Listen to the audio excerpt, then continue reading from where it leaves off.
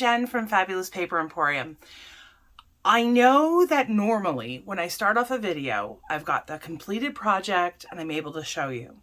However, for this one, it has taken me a lot longer to kind of get things figured out.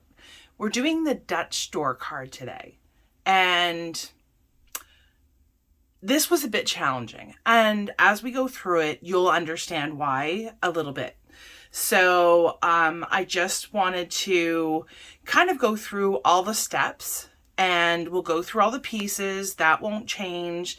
And then we'll go together and put the card together. So in the long run, I'm sure it'll look fabulous. I just did want to get this out for you today as opposed to delaying it. So today we are using from Simple Stories, the Simple Vintage Rustic Christmas, and it is very, very pretty. All the paper, I think I've used it maybe in a couple of other projects because I do have some things that are cut up. Oh yeah, the when we did the tea bag and the tea bag holder, that was done in one paper, but I think the apple cider, I'm looking madly around my craft room to find it. It was the apple cider holder that was done in some of the paper from the same collection. It's just stunning. So to start off, we are going to have a base. Okay. So the base card is cut at 10 by 8 and 5/8. And I apologize. I'm going to tell you right now, this card has got plenty of 8s and even some 16ths. And it was, like I said, it was a bit of a challenge, but it does look pretty spectacular when it's put together. So that is the reason behind the madness, I guess, behind the method. Anyhow, so this one, we'll be doing some scoring, obviously some cutting. So I'm going to set that aside, but 10 by 8 and 5/8. That's what you need to cut out of your base panel. We will also need a black piece to go behind our sentiment. This will go on the front of the card. And so that is 3 1/4 by 4 1/4 for this black piece. And then I used some of this silver foil, and we've got a few pieces of the silver foil that I need to go through. So I'm just going to gently move this away because I definitely have everything kind of figured out. So you are going to need, for the inside base, this piece is the largest piece, and this one is cut at 4 1/8 by 5 5/8. We have this square piece, well, square-ish piece. This one is cut at 4 1/8 by 4. And then we have some of these little squares. Now, one thing I want to mention, and I might as well mention it right now, is when you're doing the cutting and the scoring and bringing these panels together, you see how they meet, like they're right up against each other. In order to do that, I have not yet been able to make these two panels exactly the same size. So if you are kind of like me, and that is a little bit bothersome when you're putting on the layers, and some look a little bit like they've got a little bit of a wider frame than others, you are going to want to do a proper measure of these panels to get your exact sizes. But as a rule, they will be like within a 1/16 of an inch. So if it doesn't bother you, and they look fantastic. So I've seen others and they may be a little bit off, but realistically, it does not take away or distract from the whole look of the card. So for these bottom panels, you will need to cut your first layer, which is this, so well, for me, it's a silver foil, and that is 2 by 1 7/8, and you're going to need 4 of those. And then for the top layer, you're going to need 1 7/8 by 1 3/4. And again, you're going to need 4 because we will be covering the inside of that panel as, the inside as well as the outside. All right. And then you'll also need for the inside of this card, for this panel, you will need, let's see, this one is 4 by 5.5.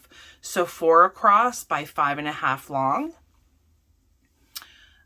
This foil piece, I know I'm jumping around a lot. This foil piece is going to be 3 1/8 by 4 1/8. And I think we're good. I think we're done for all the piece sizes. They will all be listed down below. Every single piece that I'm using here today will absolutely all be listed. So have no fear and I will also have them posted on the screen as well. So if I've missed anything, I will go kind of layer by layer as I normally do. So let's get started. We'll start with our layering. I'm going to set these two things aside as well as those. So I think for the outside, I had a couple of plans and I really wasn't sure which one I was going to go with. So the silver foil will be laid across here. Okay, so let's set that aside. So in order to get your card base to look like this, what you are first going to do is you're going to have to get out your paper trimmer, or if you have a ruler and an X-Acto knife and a self-healing mat would probably work best in this instance. Okay, so here I've got a proper sheet of paper and we'll walk through this together because it is a little bit more complicated and I should have had this ready first. Okay, so I've got my piece, 8 5/8 is across the top.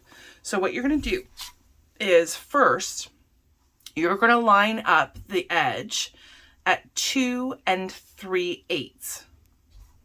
So 2 3/8.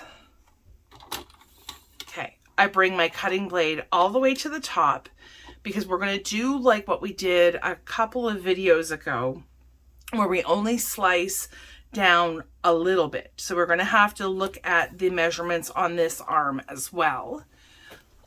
And I'm going to stand up so I can see better. And we're going to go all the way down to the 8-inch mark. Okay, so that's what you're left with. We're going to flip it over and we're going to do the exact same thing to the other side. Okay, so still 8 5/8 across the top. We're going to bring this edge to 2 3/8 and we're going to go down to 8. Okay, so this is what your piece looks like. Okay, your center piece will measure, where's my ruler, 4 1/4. Okay, so you've got 4 1/4 in the middle and these two flaps on the side, which we're now going to be cutting off. So with the two flaps on the right hand side, we are going to line this up at 2 inches. Okay, and we're going to cut slowly. As you get to 2 3/8, you're going to feel your blade give just a little bit. And that is the indication that you have hit that sweet spot where the two cuts come together. Perfect. So then you end up with two panels that you can then put in your scrap pile, save for a rainy day, and you're left with this beauty. Okay, so how I did it to manage to get these two panels to come exactly together is I started with one side, and you can take a ruler if you want. You can score it if you'd like, but the scoreboard I have does not go, oh yeah, it does. Okay, sorry, just thinking in my head. So you want to get this as in line, right? I'm making sure that my bottom is all lined up, and I'm just going to press that down, burnish that a bit. And then on this side, I am simply going to bring it together. Okay, so they're matching up perfectly together. It's lined up at the bottom, and then we're just going to press that down also. There will be one side that there's this little tiny gap. There, as far as I can tell, there is no way to avoid that. But this is handcrafted, this is handmade. Like, if it was made by a machine, I'm sure there would be ways around, you know, making it look perfect. But, you know, machines even are not always so precise. So that's how you get them to come together and meet up like perfectly. So there will be one side that is slightly longer than the other. So the measurements that I gave you will work. Those will work. That wouldn't be a problem. But if you are wanting to be uber precise, then you would take out your ruler and double check and see kind of where, where the sizes, how the sizes kind of line up. And actually that's, I did a pretty good job this time. They're pretty bang on. So anyhow, so that is how we get these two barn door flaps at the bottom. And then the next thing that we're going to do is we're going to score this at 5 3/4. I was done with the 8s and having to deal with 8s. I try to avoid that as much as possible, but you know, sometimes it just can't be avoided, and so we just manage. So yeah, so 5 3/4 is where we're going to be scoring this piece. Okay, move my scoreboard, and then we're going to fold that down. Again, we're going to make sure that on each side we are all aligned. It is going to come down and it is going to cover a little bit of our barn door, but I kind of like it like that. So if you didn't, then you could always make sure that when you're folding or when you're doing your fold, you bring it up to here, meeting up with the barn door, and score it obviously that way. It is going to change your measurements though, so just be mindful of that. Okie dokie. So now that we have our two bases, I'm going to set one aside, the one that I haven't done all my measurements with, and we're going to start layering. So here's the fun part. The stressful part is done. Getting this part done is, well, at least it was for me. This is the most stressful part. So I'm going to layer these two pieces.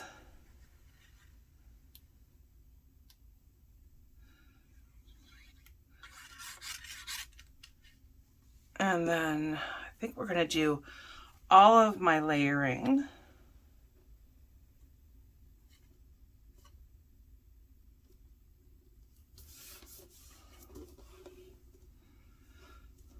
Okay. And then that's going to go on there. So pretty. I do like the foil kind of gives it this brightness. And then, you know, I seem to be doing a lot of darker Christmas cards lately, but I don't know, in my mind, it's a little bit elegant, and just the vintagey feel, vintagey. Yeah, that's a word. Word of the day. Vintagey. And everything, like with most paper packs, everything goes with each other. So you've got a ton of options. There's some really beautiful paper in this paper pack. A lot of the Santas, so the one that I'm using has obviously that black or charcoaly background, and there's a red one, yeah, with kind of like that brick red color, which is also very stunning. And there's one with a white background, which is also beautiful. Could have used that one, but I think I only saw that when I was looking through it for the journaling cards. So, but any paper, any color background would look beautiful, I'm sure. And of course, if you were making this card, I would really love to see it. So if you go over to our Facebook page and share your lovely creation, I'd be very excited. And then certainly if you wanted to, we have a customer gallery on our website. And certainly if it was okay with you, I would be more than happy to post pictures there as well. Okay, so for this square piece, we are going to get some glue on here. And trying not to stick my fingers in said glue. Alrighty, and then on these bottom flaps, I don't know why I flipped that up, but these bottom flaps, I have two of each. I think we're going to do the darker on the outside, and I'm going to do the light on the inside. That's kind of how I envisioned it, so I will stick with the plan.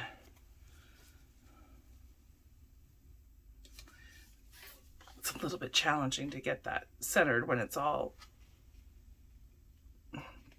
black on black on black. Becomes a little bit challenging, but yeah, I love that silver. Just gives it kind of that pop. Could have used red foil too. That would look lovely, just as that extra pop of color. Got some fur there. Alrighty. Just picking that up to. That's the lovely thing about liquid glue, is you've got time to kind of fiddle around with it and make sure that it is all in place where you'd like it. Oh, I had that upside down. See, this is a better view of that one. It's beautiful. Definitely has that vintage kind of coloring to it, as well as, you know, kind of Santa. Santa being all, oh,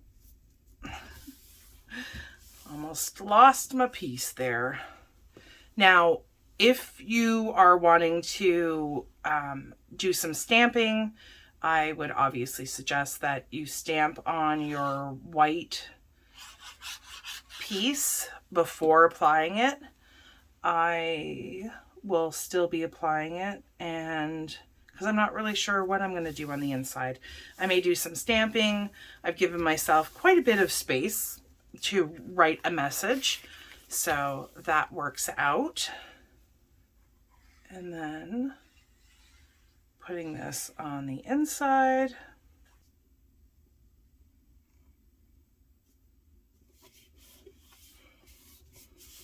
Awesome. Oops, that's off a little bit. Get that pushed over. Oh, and then these bottom two panels. I know they are. Oh. All right. Apply our glue. So I'm not, you know, it really is kind of amazing that people come up with such creative ways of folding cards and, you know, cutting them. It's all kinds of amazing to me what you can do with paper. Now, certainly if you wanted to put something in this top panel, you would just duplicate the sizes from this front one to go on the inside. Just when you're applying it, obviously have your cards open in this manner, and that way you're sure to have the pattern piece in the right direction. That's the only thing that you need to be mindful. Whenever there's a directional pattern and it's not a square, you've got to be sure that you're doing that correctly. And then the cute thing about this too is when you go to sit it on, you know, whatever, on your mantle, these two barn doors kind of kick out and you have your front piece that kind of sits on it. So that is pretty cool to have that. It's different, of course. Now, if you want to, I've kind of been thinking about this. I'm not sure if I want to use this on the front, because then it will, you know what? Live a little. I'm going to do it. Those front panels probably will have to kick out quite a ways for this piece to be able to maneuver into the inside, but I'm sure it's going to look fine. I'm sure it's going to look beautiful, fabulous, in fact. As close to in the middle as possible. So if I'm putting this on the front like this, you're not going to want to put any adhesive at the bottom. It's just going to be on the top part. You can certainly, and I think I probably will do that, is put that on some foam pieces, because who doesn't like a little bit of dimension? I'm going to use these. I've got a couple of different heights, and that's the only thing I was thinking of right now was which height I wanted to use. So we'll use the taller ones, or the loftier ones, I guess. Put a couple across the top. And then depending on where I'm going to sit that, I'm going to put a couple across here. Or maybe two here. Make it extra, extra secure. All right. Now to figure out, I was like, I knew there was another one that was, okay, they're all stuck. They're all glue side up. Perfect. And we're going to place that right there. Excellent. So now when these two bottom panels come out, I know you can't really see it, but that's how it looks if it's sitting up. Isn't that pretty? I'm so glad that you were able to join us today. And hopefully this wasn't too confusing for you. Like I said, all of the directions, all of the measurements, everything will be down below in the description box. So if you do have any questions, feel free to post a comment. I get notified when there's comments so I can answer them as quickly as possible. And if you do make this card, I'd really love to see it. So hop on over to our Facebook page and post your pictures. I'd love to see them. So hopefully you enjoyed this tutorial. If you do, give me a big old thumbs up. Don't forget to subscribe so you don't miss any future videos. And I look forward to seeing you next time. Have a great day. Stay safe. Stay well. Bye.